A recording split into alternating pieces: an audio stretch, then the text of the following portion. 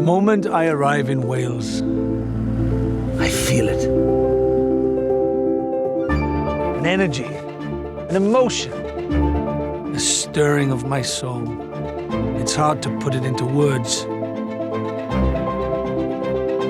It's hard to define it. It could be the epic landscapes, steeped in history. It could be the way they are being reimagined for people to feel our hoil. Hoil, exhilarating moments in time that last forever.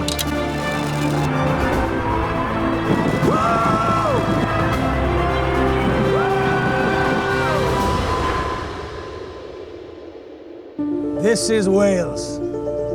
Check in.